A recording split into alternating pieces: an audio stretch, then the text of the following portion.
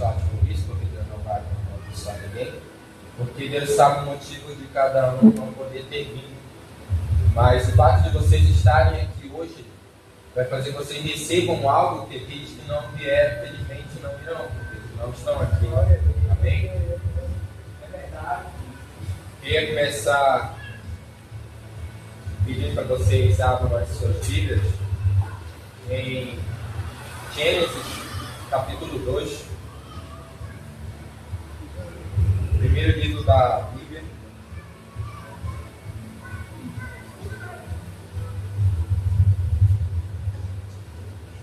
Diz assim, vou fazer a leitura para vocês.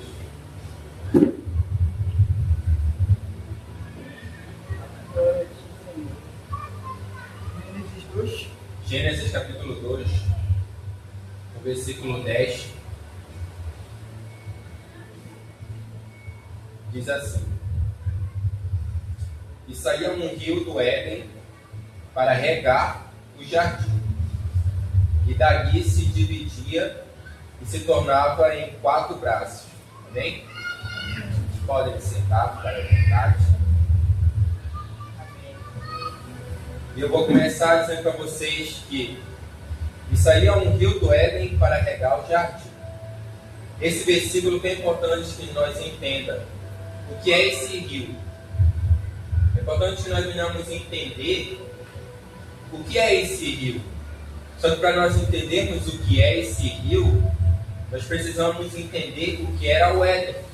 Por quê? O rio saía do Éden. Então, quando nós vamos fazer um estudo do que significa a palavra Éden, em hebraico, que é a Bíblia Sagrada do Antigo Testamento do hebraico, significa prazer, deleite ou lugar de delícias. A palavra Éden significa prazer, deleite ou lugar de delícias. Prazer, deleite ou lugar de delícias. Aleluia.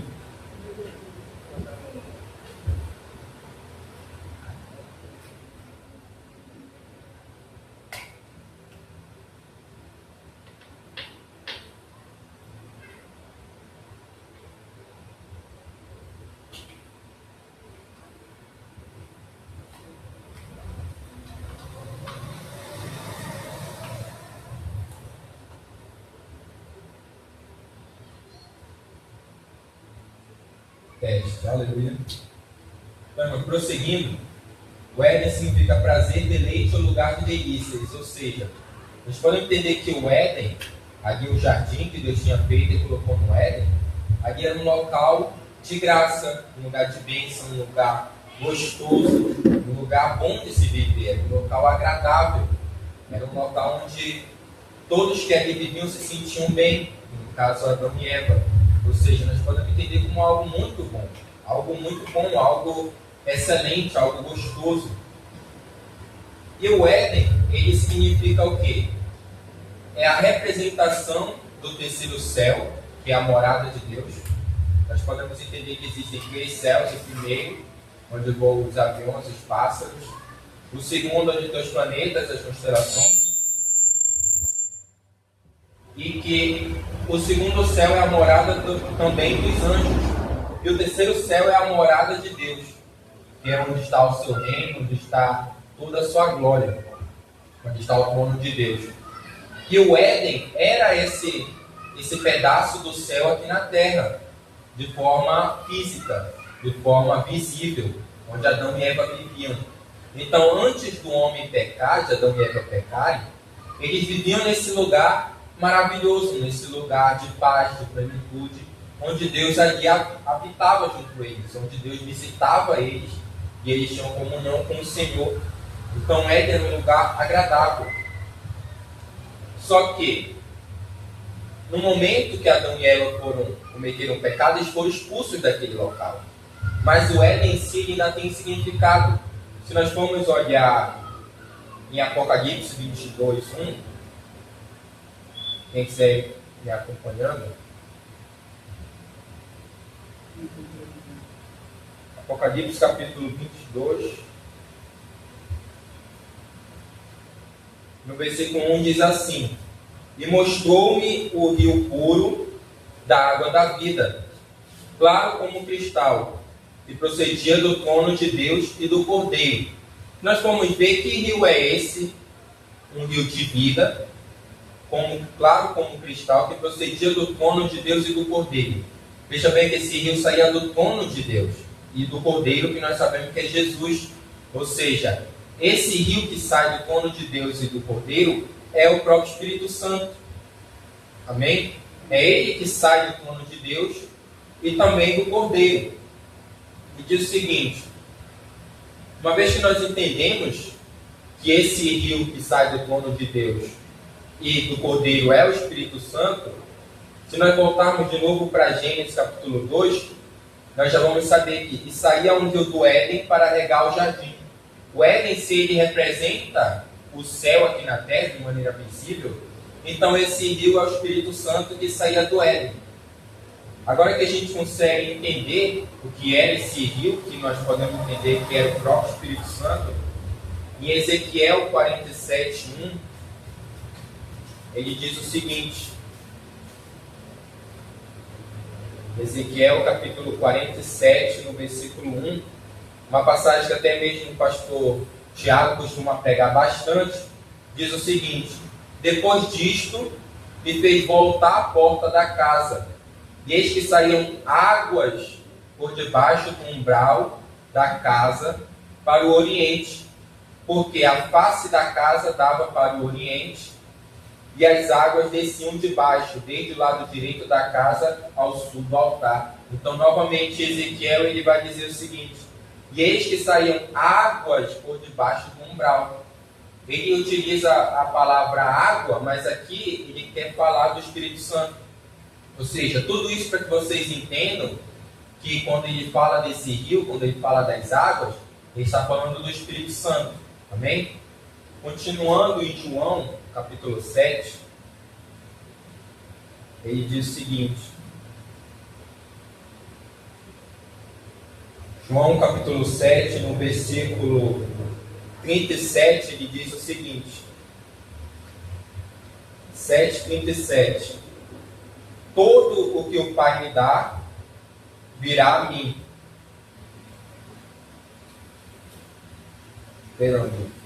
João 7:37.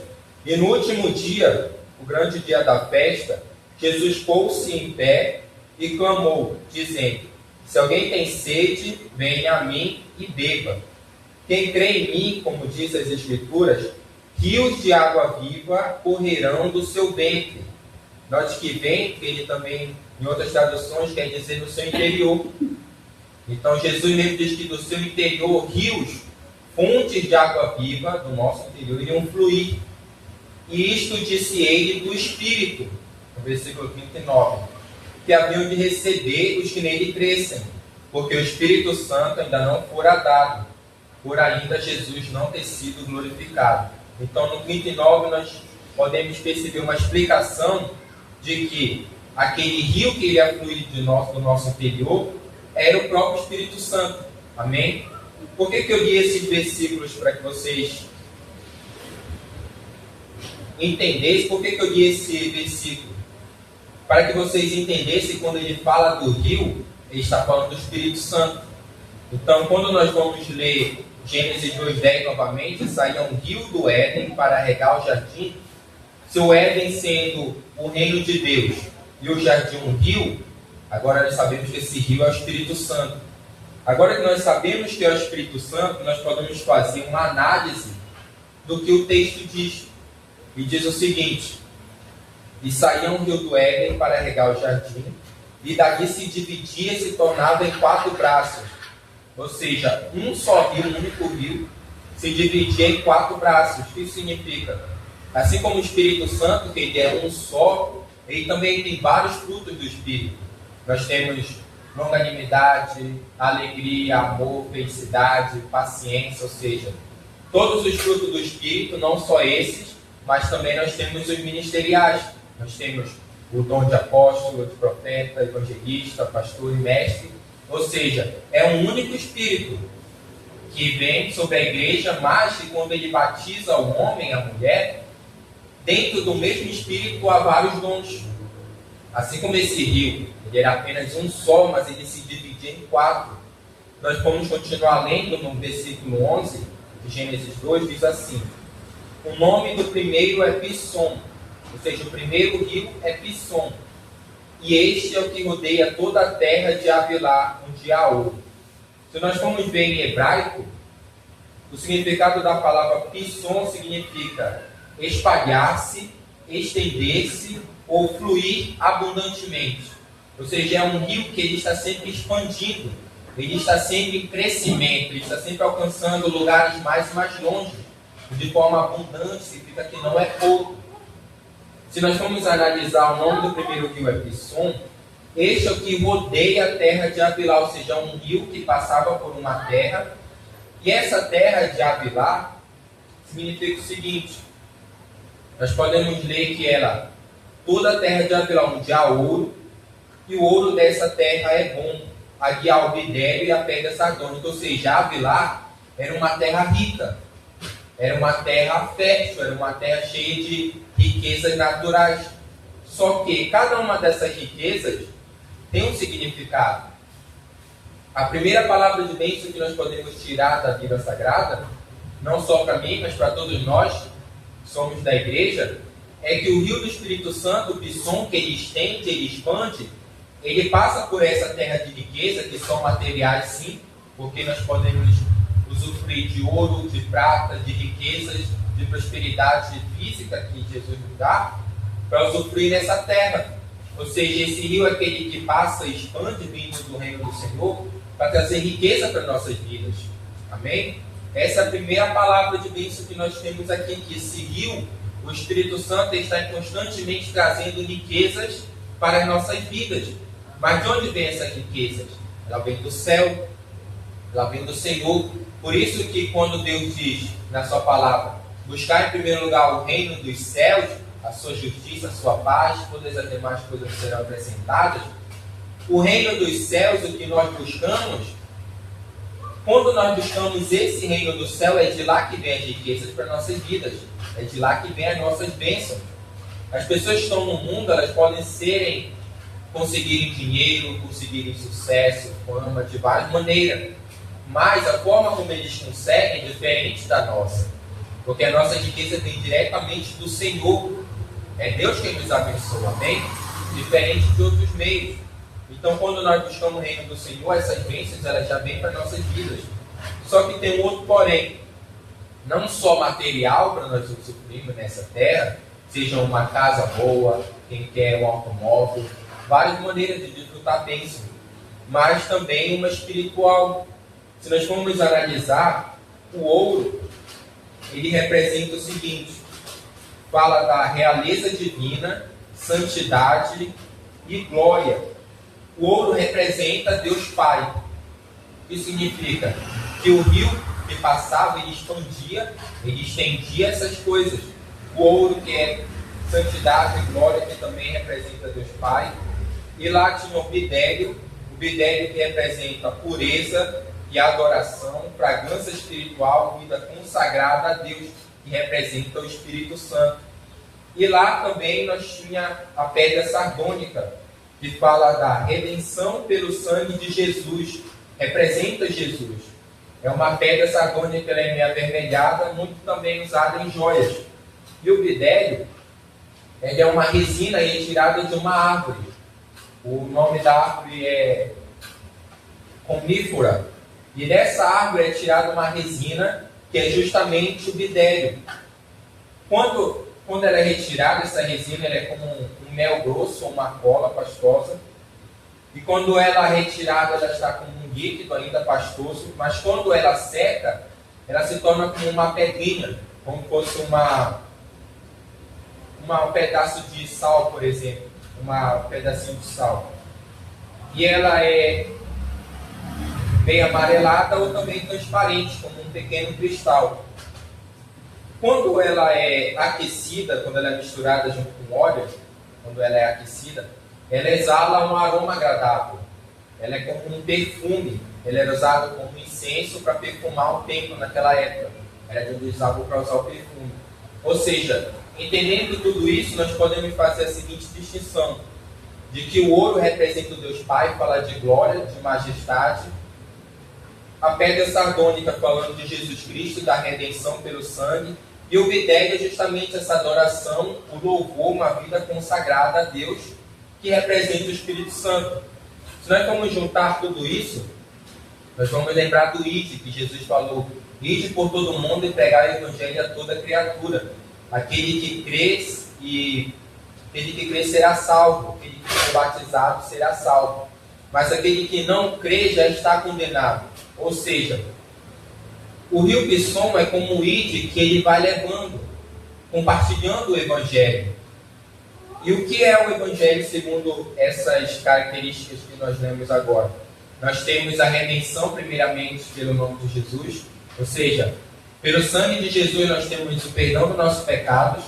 Nós temos a redenção, que é quando um homem se volta para Deus e ele pede perdão dos seus pecados para ele ter uma nova vida com o Senhor.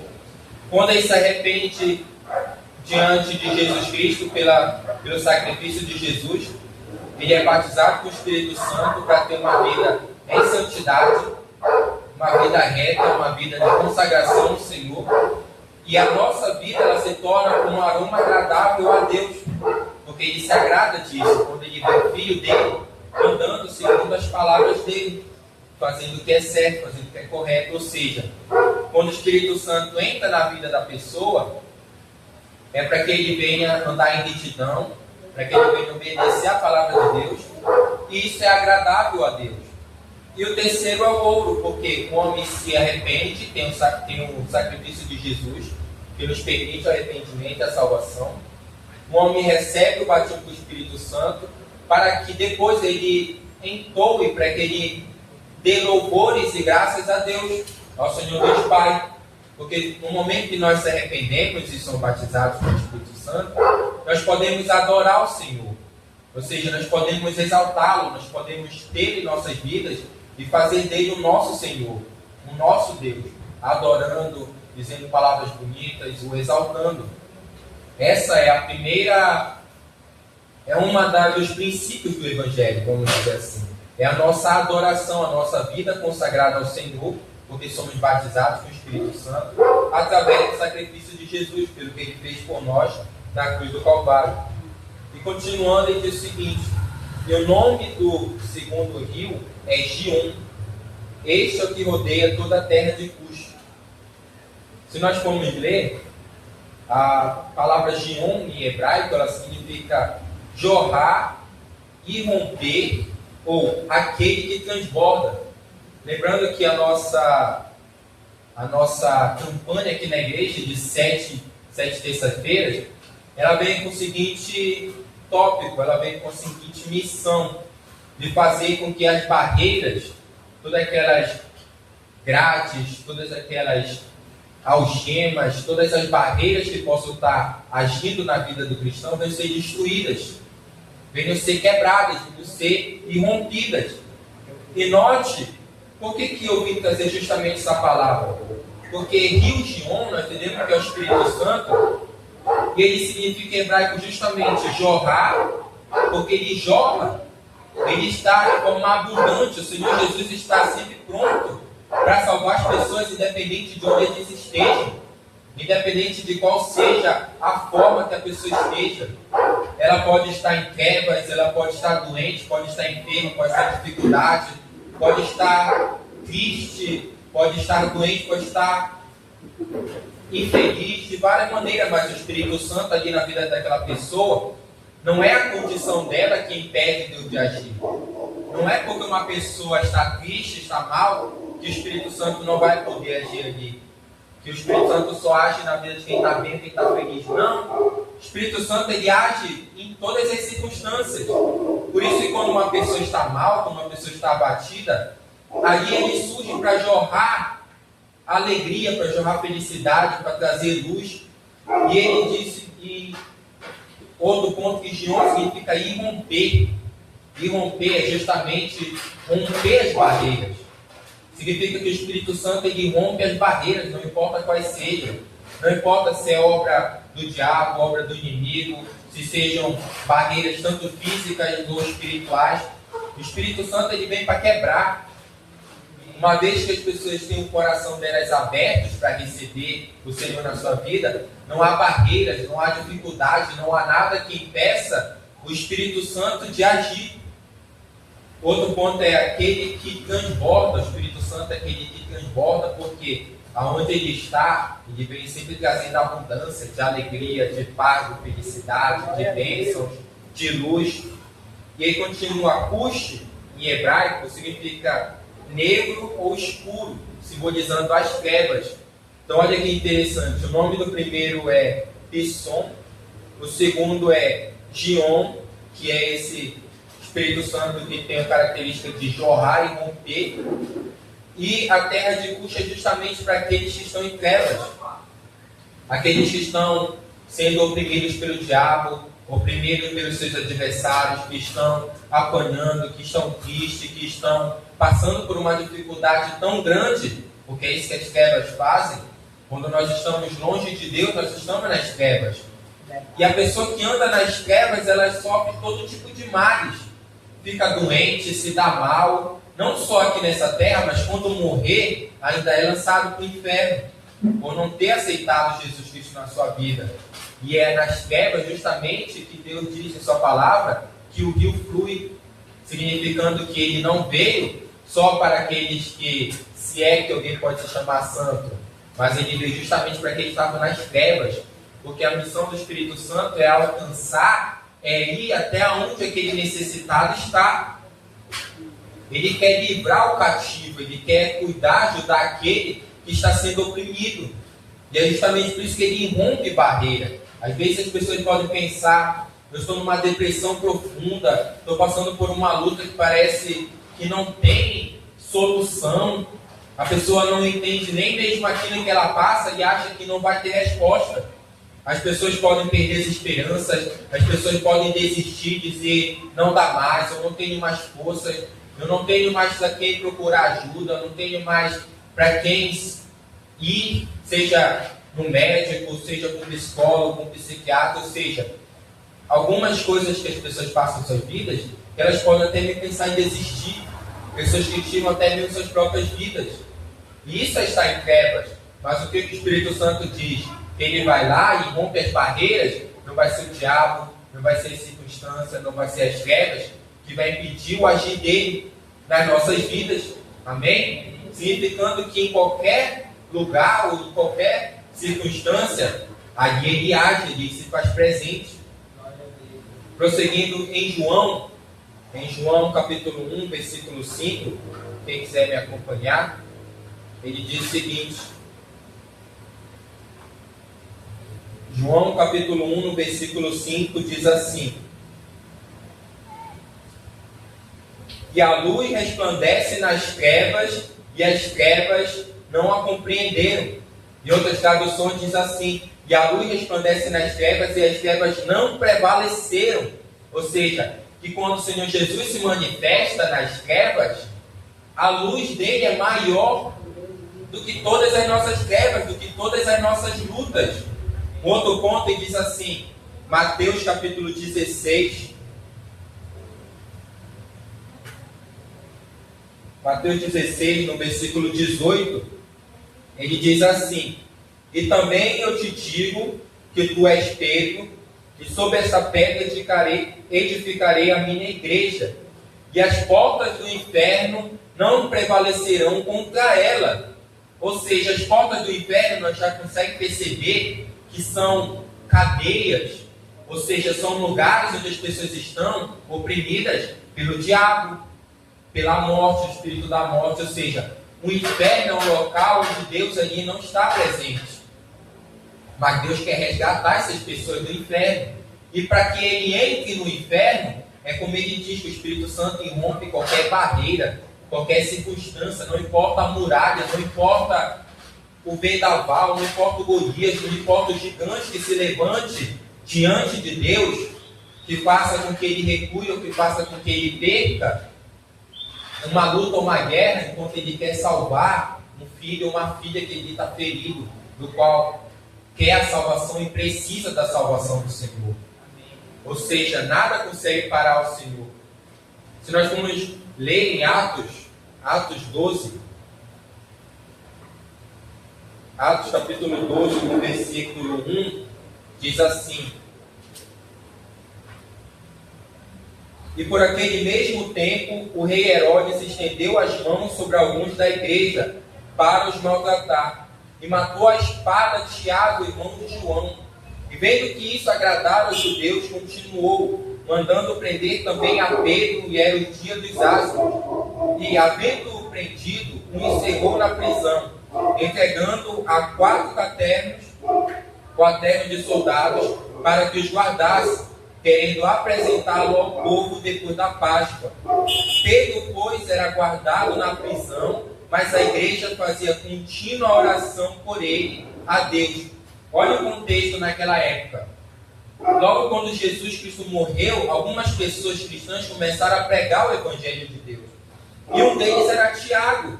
E por pregar o Evangelho de Deus, esse mesmo Evangelho que eu estou pregando para vocês, de que Deus ele entra nas trevas para salvar o oprimido, o cativo, aquele que está em prisão, e ele, por ele pregar esse mesmo Evangelho, Tiago foi morto a fio da espada. E Pedro, aqui nesse momento, ele também tinha sido preso. E olha o que fizeram com ele. Montaram uma guarda, 4 grupos de 4 soldados para vigiar Pedro. 4 grupos durante todo o dia, para eles fazerem alternações entre eles durante os turnos, de 4 soldados por causa de um homem. 4 vezes 4, nós estamos falando de 16 pessoas para vigiar um homem. Tudo porque ele pregava o Evangelho. Mas ele disse que quando ele foi preso, Herodes queria apresentá-lo ao povo, assim como ele apresentou Jesus. Imagina a situação de Pedro. Pedro ali talvez já tivesse com muito medo, porque ele já sabia que nem Jesus escapou. Que dirá ele que era discípulo de Jesus. Ou seja, iriam mandar crucificá-lo. Imagina o pensamento de Pedro. E ele foi preso. Só que olha o que ele diz. Pois era guardado na prisão. Mas a igreja fazia contínua oração por ele a Deus. E quando Herodes estava para o fazer comparecer, essa mesma noite, estava Pedro dormindo entre os soldados, ligado com 2 cadeias, e os guardas diante da porta guardavam a prisão. E eis que sobreveio o anjo do Senhor, e resplandeceu uma luz na prisão.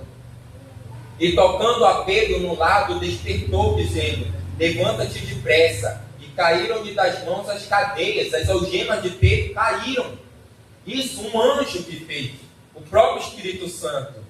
E disse-lhe um anjo: cinge-te a ata as tuas sandálias, e ele assim o fez. Disse-lhe mais: lança às costas a tua capa, e segue-me. E saindo o seguia. E não sabia que era real o que estava sendo feito pelo anjo, mas cuidava que via alguma visão. Ele não sabia se aquilo era real ou não.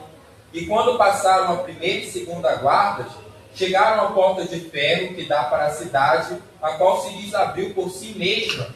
E tendo saído, percorreram uma rua, e logo o anjo se apartou dele. Aqui o próprio anjo do Senhor libertou ele de uma cadeia, daquilo que estava o prendendo. Se nós continuarmos em Atos 16, diz o seguinte: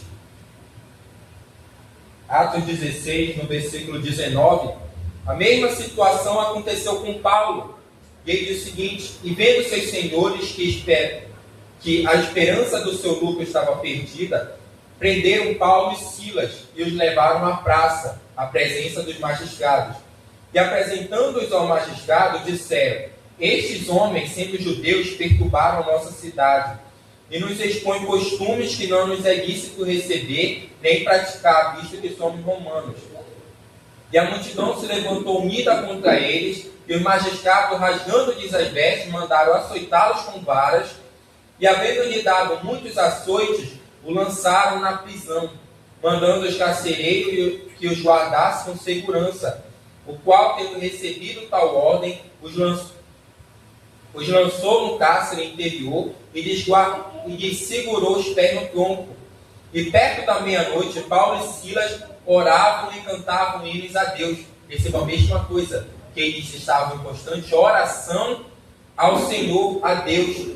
e aqui Paulo e Silas cantando, e os outros presos os escutavam. E de repente sobreveio um tão grande terremoto, que os alicerces do cárcere se moveram, e logo se abriram todas as portas, e foram soltas as prisões de todos.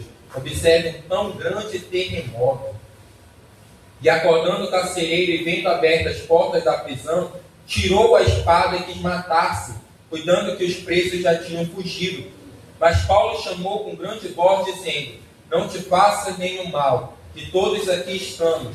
E pedindo luz, saltou dentro, e todo trêmulo se prostrou ante Paulo e Silas, e tirando-os para fora, disse: senhores, o que é necessário que eu faça para ser salvo? E eles disseram: crê no Senhor Jesus Cristo e serás salvo, tu e a tua casa. E lhe pregavam a palavra do Senhor e a todos os que estavam em sua casa. E tomando eles consigo naquela mesma hora da noite, levou-lhe os vergões e logo foi batizado, ele e todos os seus. Ali Paulo e Silas começou a pregar para que aquelas pessoas fossem salvas, na casa daquele carcereiro. Voltando a Gênesis, continuando no capítulo 2, ele continua dizendo o seguinte: e o nome do terceiro rio é Hidequil. Este é o que vai para o lado oriental da Assíria, e o quarto rio é o Eufrates. Hidequil, que nas suas Bíblias pode estar escrito como tigre, significa rápido e veloz.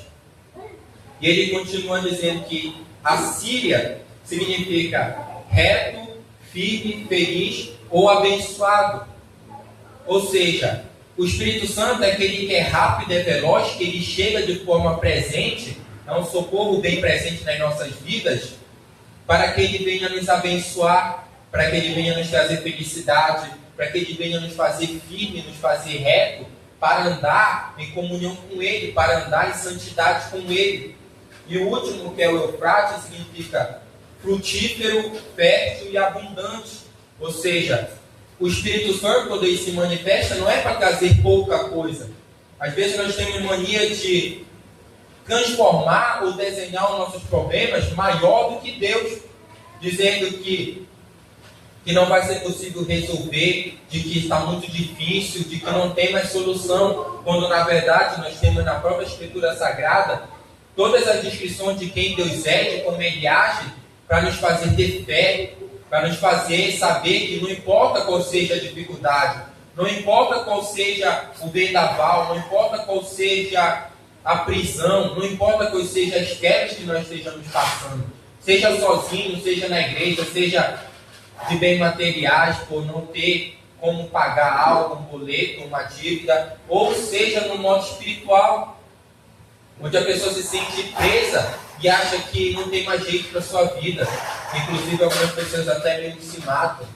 Mas como vocês puderam ver, eu deixo essa mensagem para vocês que o Espírito Santo ele consegue agir independente de qualquer situação, independente das trevas, independente das barreiras.